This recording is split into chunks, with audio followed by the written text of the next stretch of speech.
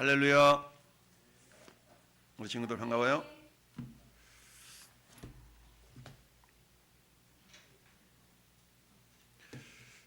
자, 사랑하면 떠오르는 단어가 뭐가 있을까?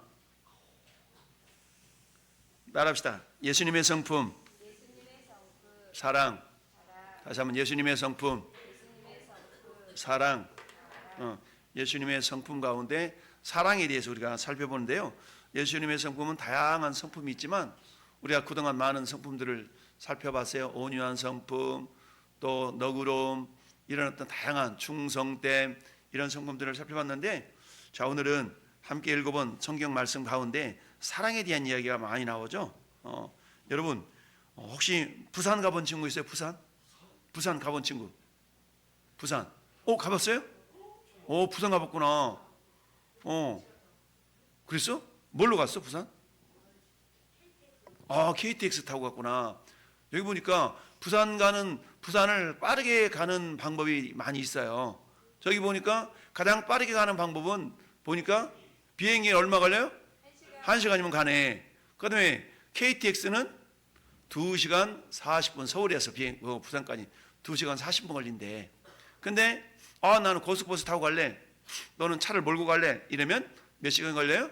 5시간이 걸린대요. 그런데 비행기보다 KTX보다 고속버스보다 더 빠르게 가는 방법이 있을 수가 있대요. 그게 뭘까요? 네? 저 밑에 보니까 사랑하는 사람과 함께 가면 몇 시간이 걸릴까요? 자, 저기 비행기나 KTX나 고속버스는 어찌 보면 우리가 물량적인 시간, 우리가 사람이 잴 수 있는 시간이라고 볼 수 있잖아요. 그렇잖아요? 그런데 사랑하는 사람과 함께 간다 그러면 물론 물량적으로 보면 1시간이 걸릴 수도 있고 2시간 40분이 걸릴 수도 있고 또 5시간이 걸릴 수도 있어요. 그런데 실질적으로 사랑하는 사람과 같이 간다 그러면 시간이 너무너무 빨리 가는 거예요. 벌써 다 왔어? 왜요? 사랑하는 사람과 이야기하고 손을 꼭 잡고 가다 보니까 시간 가는 줄 몰랐다. 우리 그런 얘기 하잖아요. 시간 가는 줄 몰랐어요. 왜 그럴까요? 사랑하는 사람과 함께 가면 시간 가는 줄 몰라요. 이것은 물론 절대적인 시간을 말하는 게 아니라 상대적인 시간을 말하겠죠. 이처럼 서울에서 부산까지 가는 그런 가장 빠르게 가는 방법은 물론 우리가 비행기를 타고 가면 가장 빠르겠지만, 그러나 상대적으로 볼 때는 사랑하는 사람과 함께 가는 그런 시간은 상대적으로 말하면 아주 짧게 느껴진다는 거예요. 이와 마찬가지로 하나님께서 오늘 저나 여러분들에게 사랑이라는 단어는 즉 예수님의 성품인데요. 성경은 사랑에 대해서 뭐라고 말씀하고 있나 보니까 자 여기 보니까 사랑의 단어 국어사전을 찾아보니까 사랑이라는 단어의 정의가 다양하게 되어 있어요. 그 중에서 우리가 이해하기 쉽도록 기록해 놓은 그 내용을 보니까 국어사전에 있는 사랑을 뭐라고 그랬다고요? 어떤 사물이나 대상을 몹시 아끼고 귀중히 여기는 마음. 여러분 사랑을 해본 적이 있어요? 있어요? 우리 준이는 있는 것 같아. 사랑해 본 적 있죠? 뭐 사랑해 봤어요? 엄마 또? 아빠 또? 그렇지, 고양이는 저기서 보니까 사물이나 대상에 해당되겠죠? 사람이 아니라. 그러니까 우리는 사랑의 대상이 꼭 사람뿐만 아니라 우리가 집에서 기르는 애완견이나 애완묘나 이런 것들이 사랑의 대상일 수가 있어요. 그래서 어떤 사물이나 대상을 어떻게 몹시 아끼고 그다음에 소중히 여기는 마음. 그래서 오늘날에는 많은 사람들이 자녀를 기르기보다는 집에서 개나 고양이를 너무너무 자식처럼 키우는 그런 경향이 있어요. 그래서 목사님이 저 평택역 앞에서 가끔 매일같이 전도하는 데 보면 어떤 사람도 유모차를 끌고 가는 거야. 유모차를 끌고 가는데 애기가 있나 보다 라고 이렇게 쳐다보면 유모차 안에 뭐가 들어있어요? 강아지가 들어있어요. 강아지나 고양이가 들어있는 거야. 그리고 형아들이 낑낑 매고서 막 큰 가방을 메고 간다? 가만히 보면 그 가방 안에 뭐가 들어있냐면 고양이하고 강아지가 들어있는 거야. 학교를 하면서도 고양이 강아지를 낑낑거리면서 메고 가는 거야. 야, 이런 거 보면 저걸 사랑하는가 보다 라고 생각을 해봐요. 그런데 성경에서 우리는 주제가 뭐냐면 예수님의 성품 가운데 사랑에 대한 성품이거든요. 그러면 예수님이 우리에게 보여주셨던 그 사랑에 대해서 성경은 뭐라고 말씀하고 있냐 보니까 오늘 우리가 읽어본 성경 보세요. 8절 먼저 말씀 보니까 사랑하지 아니하는 자는 하나님을 모른대. 그래서 하나님은 사랑이십니다. 즉 여기 보니까 하나님이 사랑의 본체이셔. 본체. 사랑이 뭐냐? 사랑? 하나님이 사랑이지. 이렇게 얘기한다는 얘기죠. 여러분 친구들 가운데 이런 얘기 할 수 있어요. 야 의리? 야 의리하면 준이지 서준이지. 의리하면 서준이지. 이렇게 친구들 별명 붙일 때 야 멋쟁이? 멋쟁이 하면 우리 호겸이지. 이렇게 얘기할 수 있잖아요. 그잖아요?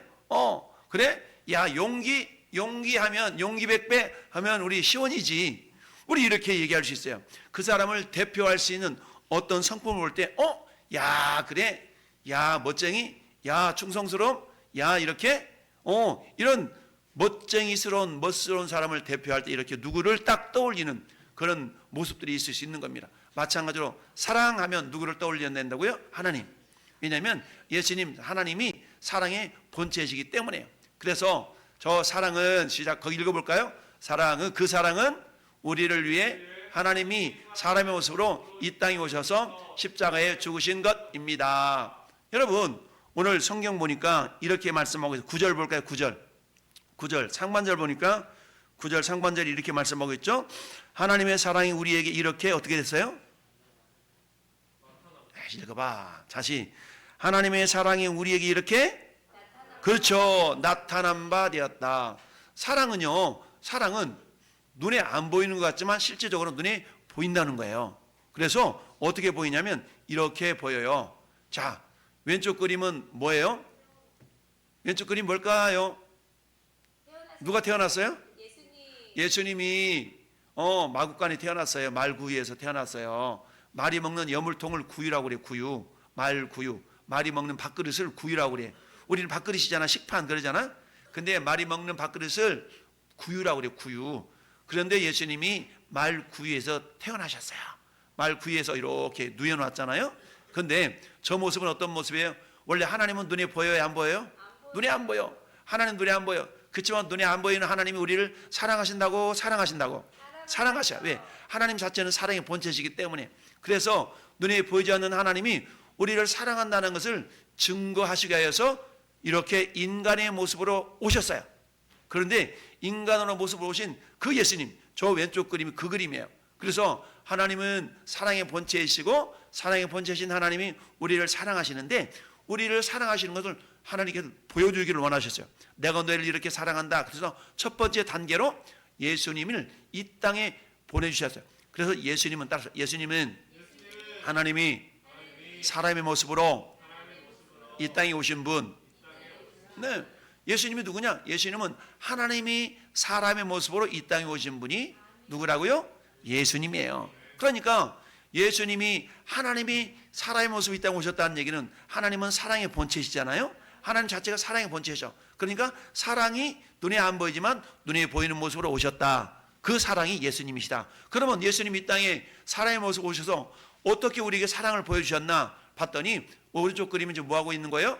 십자가를 지고 가시는 거예요.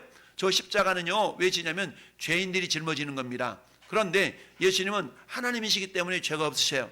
죄가 없으신 하나님이시지만 왜 십자가를 지셨을까요? 그것은 우리가 사도신경에서 고백했던 것처럼 우리의 죄 때문에 예수님이 십자가를 지셨어요.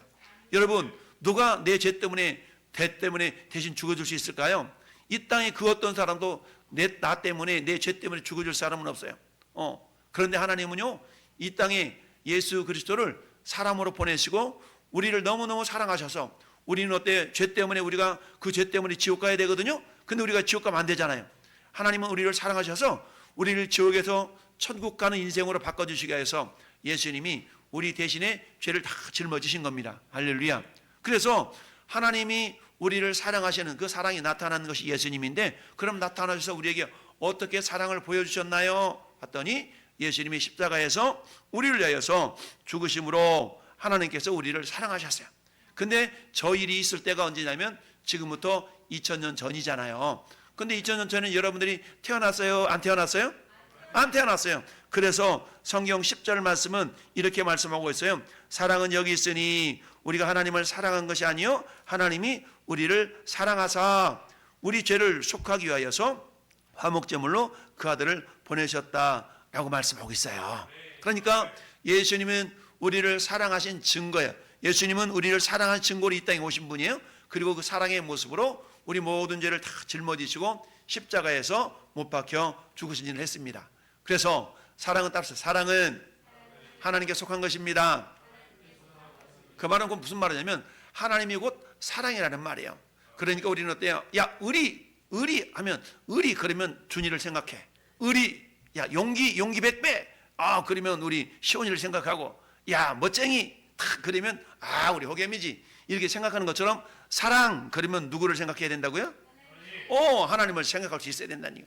사랑 그럼 하나님이시지. 왜? 사랑이 하나님의 본체이시기 때문에 그래요. 그래서 우리 하나님을 보통 따릅시다. 성부 하나님, 성자 하나님, 성령 하나님 이렇게 표현을 해요. 성부라는 말은 거룩하신 하나님. 그래서 기도할 때 하나님 아버지 이렇게 기도하잖아요. 그 하나님 아버지가 성자 거룩한 아들 예수님을 이 땅에 보내셨어요. 근데 그 예수님은 지금 이 땅에 없잖아요. 어디 가셨어요? 하늘나라 다시 가셨어. 그렇지만 예수님이 하늘나라 가시면서 우리에게 보내주신 분이 계셔요. 그분이 성령 하나님이셔요. 그 성령 하나님은 예수님이 내 죄 때문에 죽으셨다라는 사실을 믿는 사람들 마음속에 와 계셔요. 그러면 성령 하나님이 지금 어디 계셔요? 내 마음속에 내 안에 계시는 겁니다. 그래서 내 안에 계셔서 성부, 성자, 성령 하나님은 서로를 충만이라는 말은 가득 차다는 얘기거든요. 그래서 하나님의 사랑은 가득 찬 사랑으로 성부 하나님은 성자 하나님을 사랑하시고 성자 하나님은 성령 하나님을 사랑하셔요. 그리고 성령 하나님은 성부 하나님을 사랑하시죠. 근데 사랑할 때 조금 사랑하는 것이 아니라 아주 가득 차게 사랑하세요. 그런데 중요한 것은 그 가득 차게 사랑하는 그 사랑으로 저나 여러분들도 사랑하셔요. 할렐루야.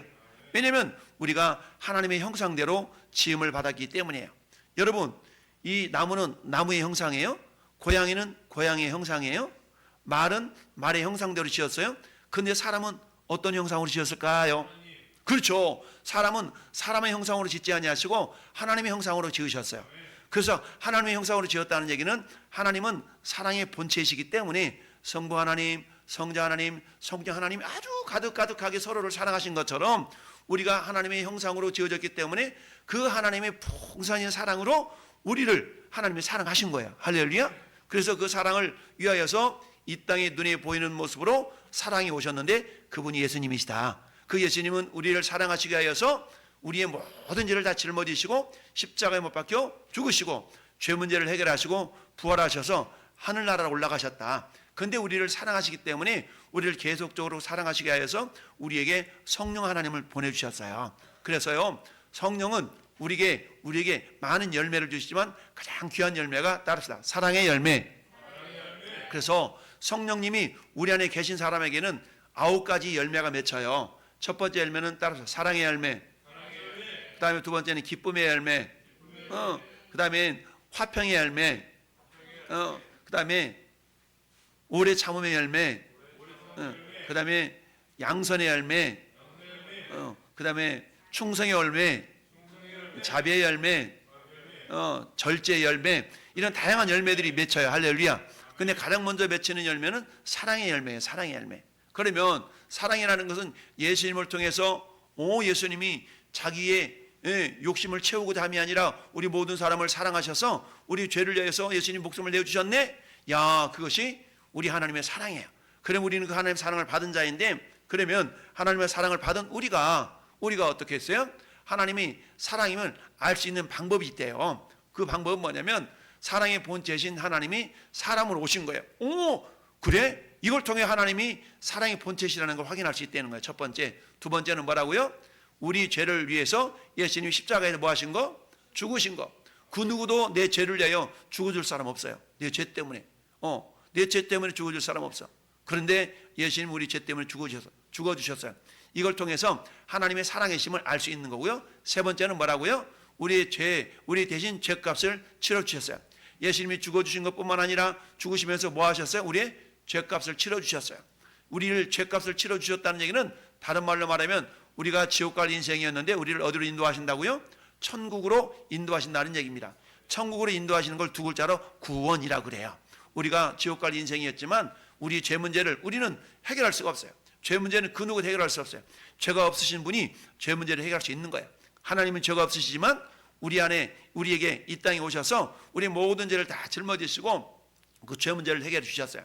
그래서 하나님이 사랑임을 알 수 있어요. 그래서 첫 번째 이 땅에 사람으로 오셨다. 두 번째 십자가에 죽으셨다. 죽으시면서 뭐 했다고요? 우리 죄값을 치르셨다.